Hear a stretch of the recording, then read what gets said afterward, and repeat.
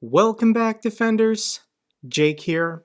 The first week of Ukraine's counteroffensive has officially ended. Ukraine says 7 villages retaken, but it was a very tough week. Ukraine makes gains 1 week into their counteroffensive, but the decisive battle has yet to begin. I'm sorry for anyone out there that was hoping this was going to be a lightning-fast blitzkrieg and the Ukrainian forces were going to retake the city of Melitopol in a weekend without sustaining any losses.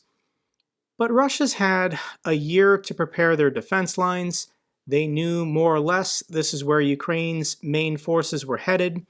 So this is going to be a very difficult battle that's going to be lasting for weeks and months. I think Ukraine is going to be attacking every day, on the offensive every day, for the coming weeks and months. So it's up to the Russians, on defense, whether or not their lines can hold. So currently the Ukrainians are attacking over here, here, here, here, and here. The blue color is what recently has been liberated. Green is what has been retaken from the Russians. It's also worth noting that Ukraine is also on the offensive on the flanks of Bakhmut. They want to apply pressure here to kind of panic the Russians, make them think they might lose this city. That would be a public relations nightmare for the Russian military. So Russia has to reinforce to hold Bakhmut. They cannot lose that city. But the rest of the front, these are probing activities. Ukraine is looking for where are the Russians the weakest and where do they want to commit their main forces in the future. So the axis that's been seeing the most progress has been going along this small stream. This is where mostly Ukrainian defenders have been raising the flag over destroyed and empty villages, but this is what has to be done. Incremental progress every day, next village, next village, next village. Realistically, capturing every one of these tiny villages is a day to 3 days worth of work. So let's get the reaction on Kremlin State TV. I want to read this clip for you. This is what they say. The Ukrainians took a small village.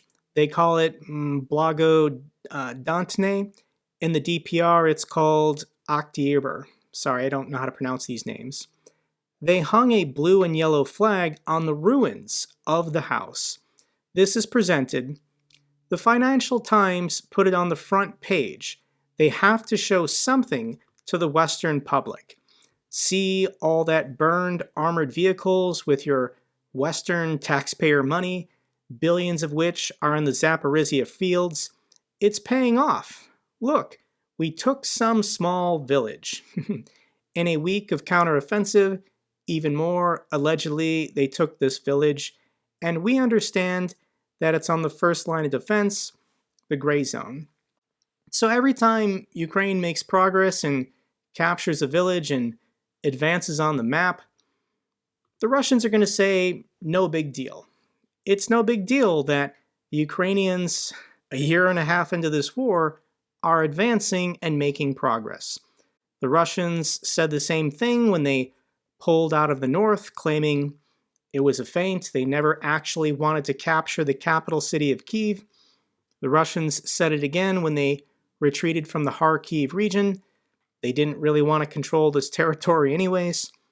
And they said it again when they lost the regional capital city of Kherson last November, claiming this was going to help them regroup to capture the entirety of the Donbass. Every time the Wagner Group captured a mailbox in the city of Bakhmut, they would celebrate that on social media.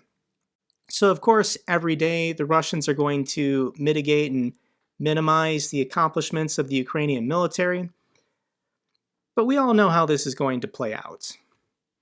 And the Russians are taking horrendous losses. I can't share the pictures and videos on YouTube, but if you go on Telegram or Twitter, Russia's losses are devastating.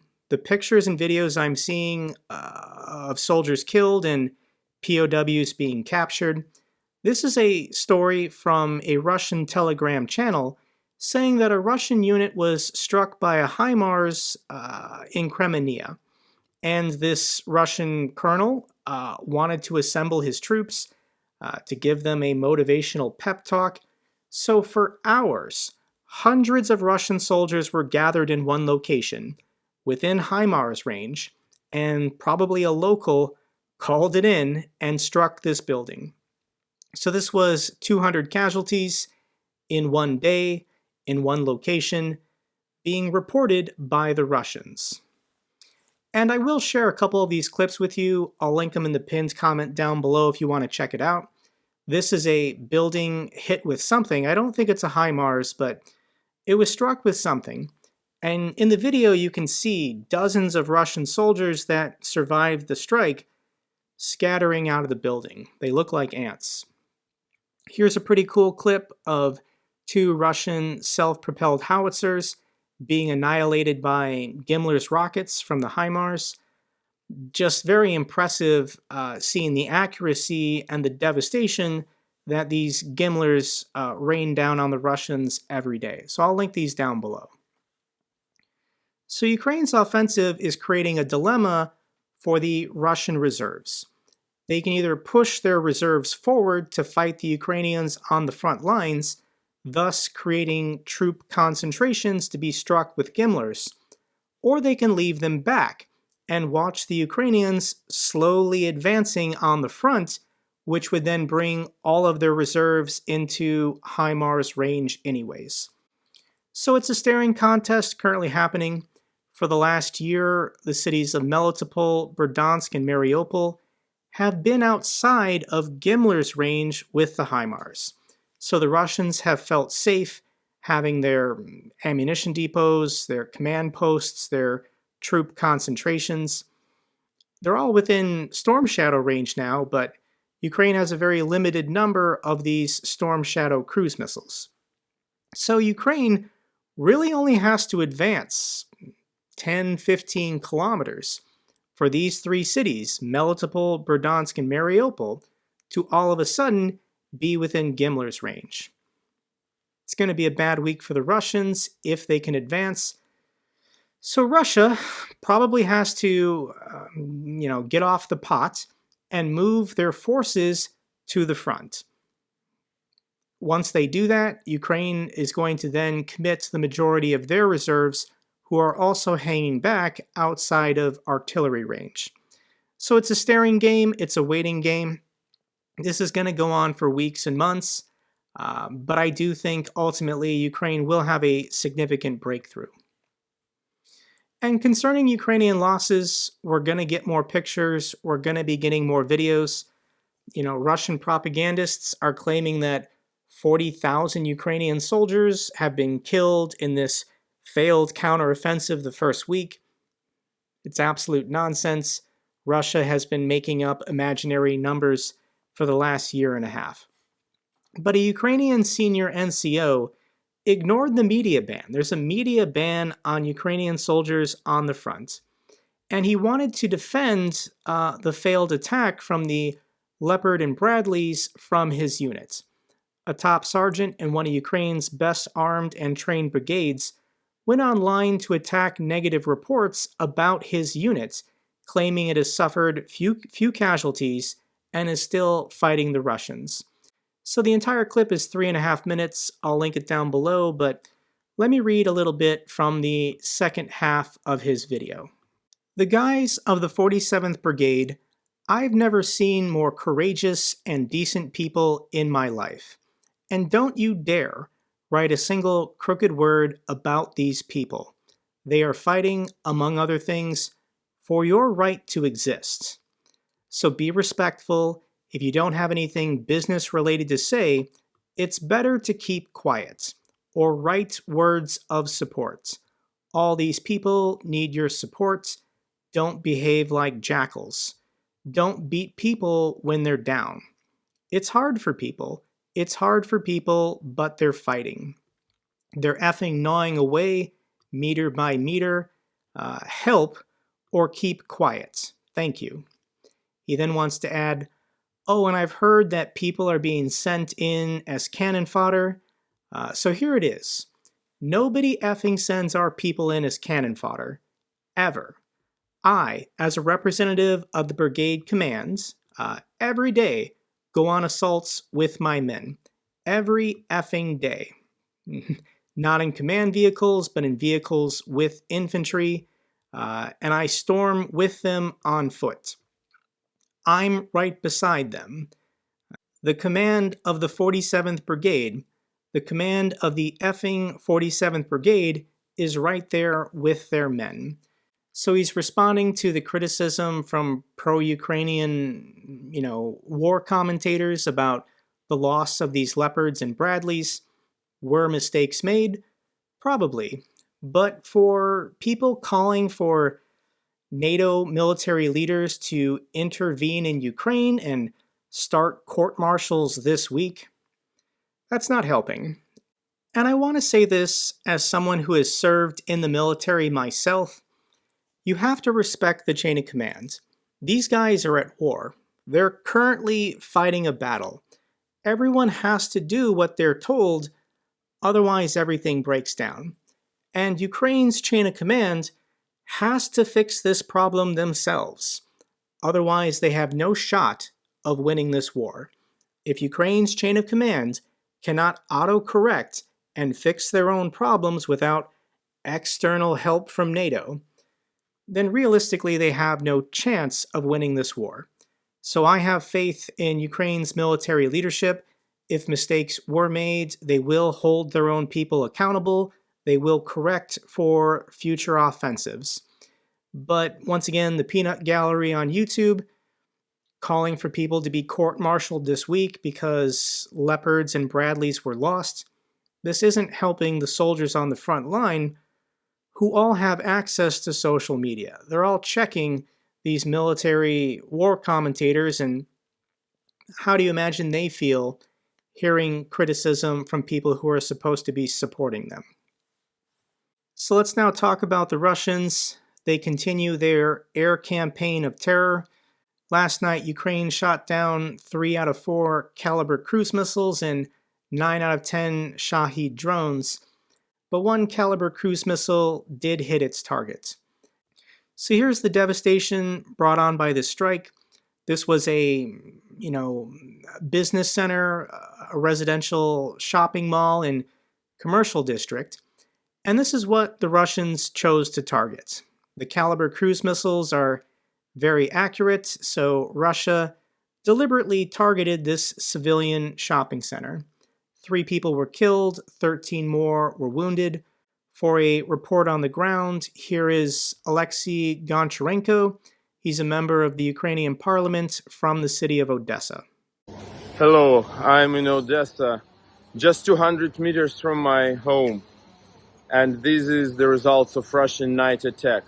This is a business center you see, partly destroyed. This is just a civilian area, residential building.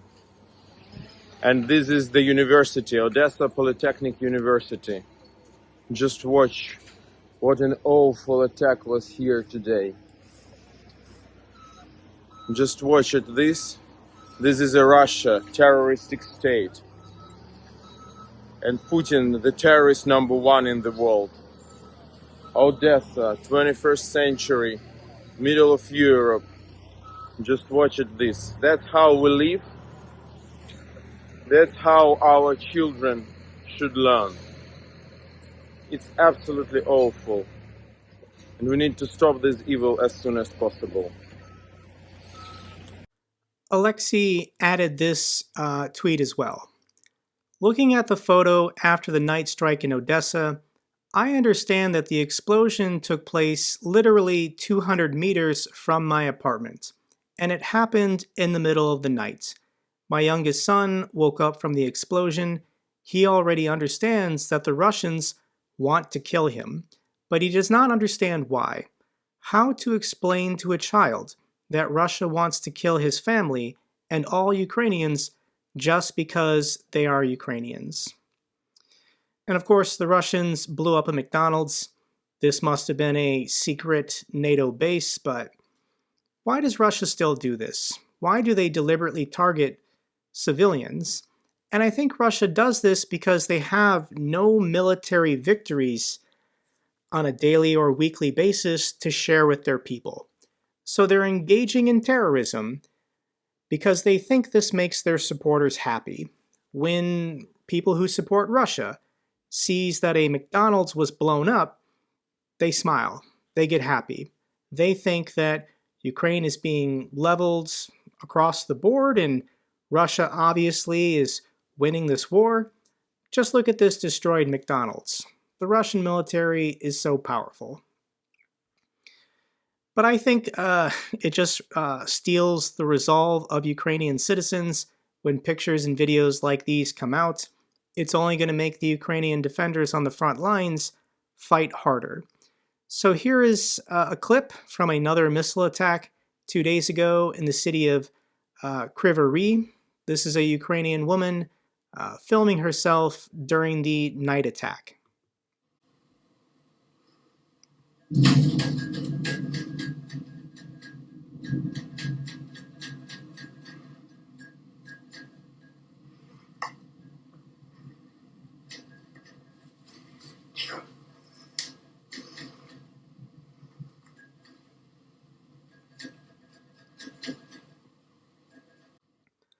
The Russians are terrorists. And these are some of the victims from the strike on the apartment building in Kryvyi. 12 people officially have been killed in this attack. These are the faces of the victims. Russia's never going to stop until the Ukrainian military defeats them. That old imbecile. Critical Russians slam Putin's press conference comments. So here's what happened. Yesterday's interview-style meeting between President Putin and 18 Russian military correspondents and mill bloggers has sparked some negative reactions from the Russian public. Some point out that Putin may have inadvertently taken blame for the Kakhovka Dam, while others simply regard his remarks as a disgrace. I don't know what inspired Putin to do this, but he decided to have a sit-down conversation with 18 prominent military commentators on social media. And Putin did not come off looking good. He did not come off looking good to his own people. This is the reaction from Russians. During this meetup with these social media commentators, he read numbers off pieces of paper. When asked very simple questions, he looked confused and didn't have confident answers. And what people are getting from this press conference is that Putin lives in an information bubble. It's well reported that Putin doesn't have a cell phone. He doesn't use the internet. Putin gets all of his information about this war from Kremlin state TV and the intelligence paper reports he's given every day. So on Kremlin state TV, obviously they only say things that Putin would like. And for the intelligence reports, he's only being told stuff that makes him happy. If he's told things that he doesn't like, at best those people are fired that gave him that report, or at worst they're thrown out a window. So Putin is living in an information bubble, and I think all of the military bloggers at this table know it. Putin doesn't use the internet, so he doesn't follow any of these people. He doesn't know what any of these people are saying, and they were all allowed to sit down with him for an hour. But I do want to read the section about the destruction of the Kakhovka Dam. The official Kremlin state talking point is Ukraine blew up the dam, and specifically they used Himars to destroy the dam. So when asked about what's the deal with the dam, this is Putin's bizarre answer. You know, right now I won't say things that I'm not sure 100% about. Putin, how are you not 100% confident that Ukraine blew up the dam? By and large, we didn't register any big explosions. Well, there would only be a big explosion if Russia was the one who destroyed the dam on the inside. But what the matter is, before the destruction happens. But, in any case, That's what they have reported to me. But, they were purposely and repeatedly striking the dam with Himars. This is true. Going back to last September and October, Ukraine was using Himars to strike the dam for the canal lock, the rail line, and the curved road going over the bridge. So yes, Ukraine was striking the dam with Himars, and that didn't bring the dam down 8 months ago. That's what happened. Maybe they had some explosions there. I don't know now. So Ukrainian special forces snuck explosives into the dam? Maybe they hit it with something insignificant yet another time and the destruction started. As we understand, we are definitely not interested in this because it has difficult consequences for the territories we control, territories that belong to Russia. This is first and second. Unfortunately, I'm going to say a strange thing, but nonetheless, unfortunately, it disrupted their counteroffensive. Why unfortunately? Because it would have been better if it took place there. So Putin just admitted that blowing up the dam is hurting the Ukrainian counteroffensive. So the opposite of hurting Ukraine's counteroffensive is benefiting the Russian military. Putin just admitted on camera that destroying the Kakhovka Dam militarily has benefited the Russians. Oh, and he's not 100% certain what happened. Very bizarre answer, but the Russians have the proof. There are CCTV video cameras filming this dam at all hours of the day. So Russia has the footage. If this was a HIMARS missile strike that hit the dam, they could release the video and prove it to the world. They've already done this, November 12th. So after giving up the city of Kherson, the Russians retreated, and they blew 3 sections of the dam on November 11th. They then released the video evidence of them blowing up those 3 sections. So of course, Russia's not going to release the video. They're also stating there will be no internal investigation what caused the collapse of the dam, and they're not allowing outside experts to come into the area to observe and figure out what happened. So of course, Russia's the one who blew up the dam.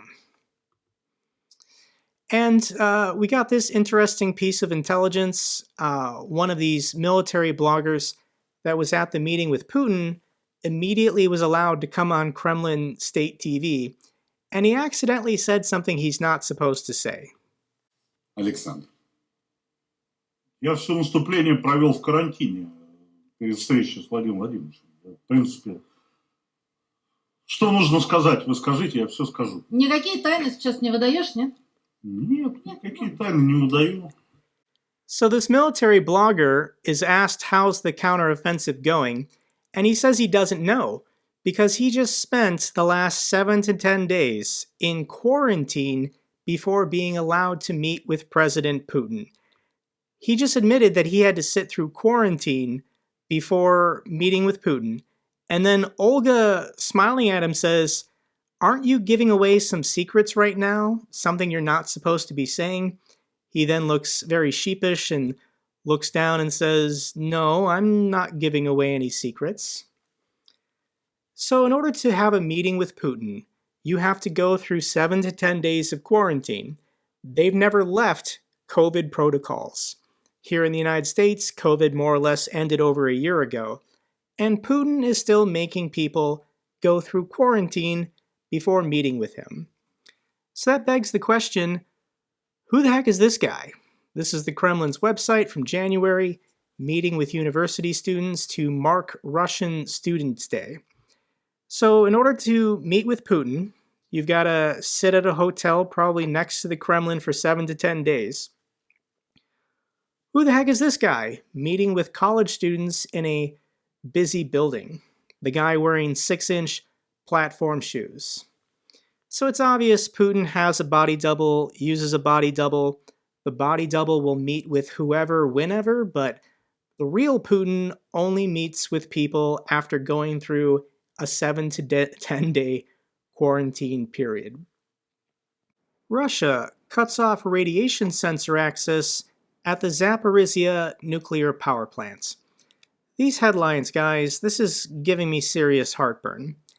Invading Russian forces have ceased the transmission of radiation sensors at the occupied nuclear power plants. This is according to the chief state inspector. 2 weeks ago, following a command from Moscow, the automatic transmission of data from the radiation monitoring sensors located at the industrial site was stopped. Why? What would be the benefits? Why would Russia do this unless they're terrorists and they plan on having radiation? I really don't know what to say, guys. This is so insane.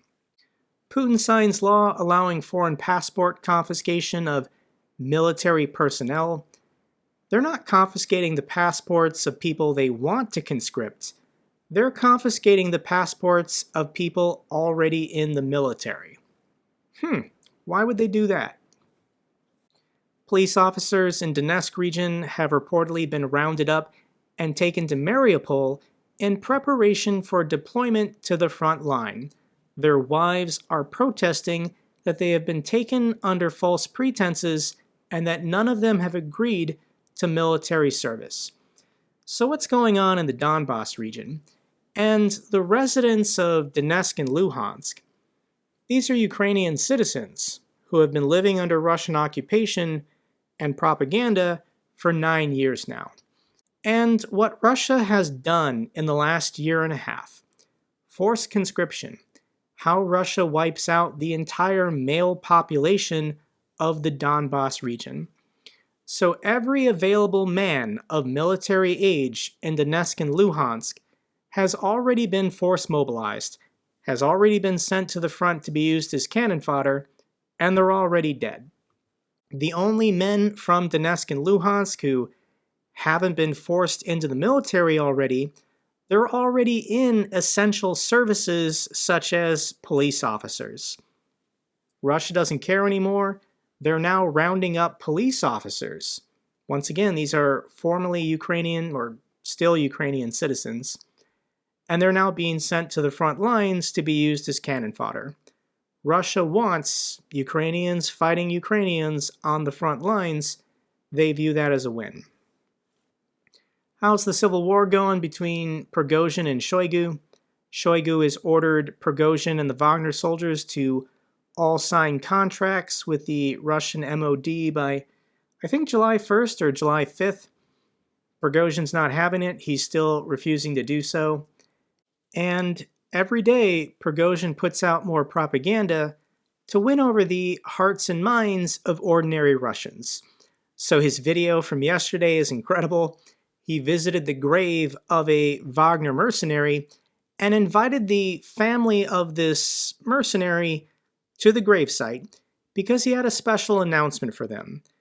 So this is a 2.5-minute clip. I'll link it down below.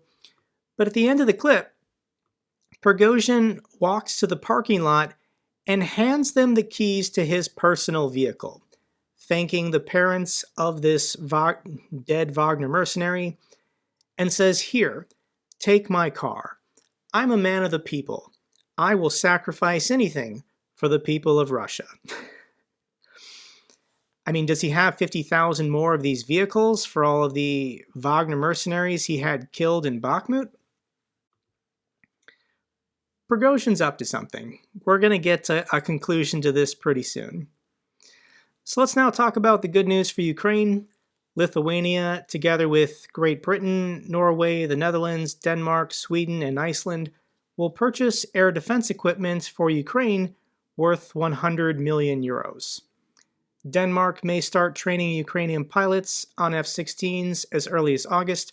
Ukrainian pilots, I believe, are currently training in the Netherlands, the United Kingdom, and maybe Germany, but F-16s are coming this fall.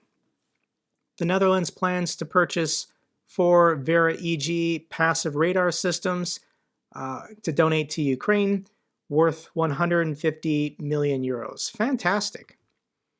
The United Kingdom has announced a new security assistance package worth £92 million. Thank you so much to all my British viewers. The Swiss Parliament, with a supermajority votes, decided to decommission 25 Leopard 2 tanks, clearing the way for them to be sold or donated to Ukraine. Wonderful. Thank you so much, the Swiss. Ukraine to receive 5 more Patriot systems by the end of 2024. So Raytheon makes the Patriot Air Defense system. They're going to increase production to 1 a month, so 12 a year. And they've committed to sending 5 to Ukraine by the end of this year. So by January 1st, Ukraine should have 7 Patriot Air Defense systems. That's pretty incredible. I mean, well done. Final couple feel-good clips. The first one I have for you is from the Georgian Volunteer Legion. And when you've got some free time, might as well film some TikToks. This is them just having some fun, singing Lady Gaga's Bad Romance.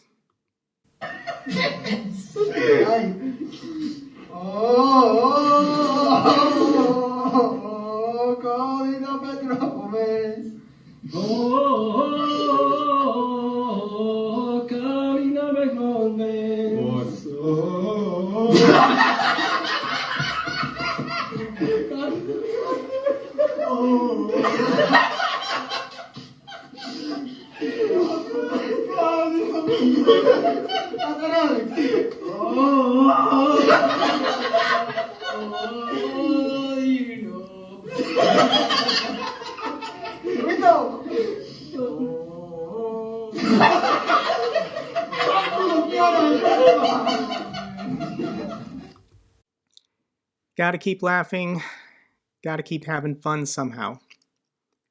Final clip I have for you is a Ukrainian defender, very talented at the bagpipes. I've had difficulty with music and YouTube, so if the music gets muted, I'll link the clip down below, but I just want to share his 1-minute performance.